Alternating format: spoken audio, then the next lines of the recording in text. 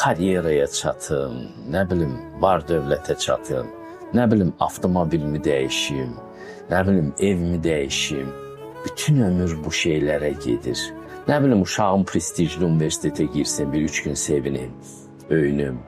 Vallah, bu cür xırda-xırda şeylərlə uşağımın toyunu görüm. Və bu çox balaca hədəflərdir.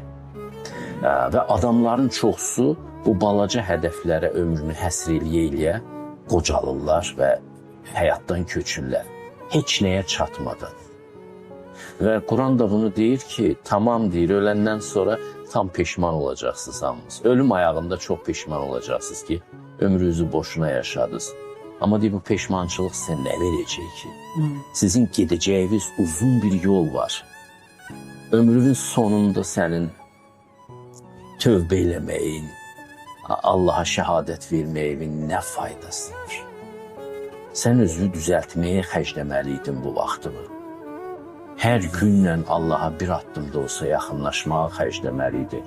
Öz mahiyyətvə yaxınlaşmağa xərcləməliydin. Sənsə ömrünü boşuna xərclədin.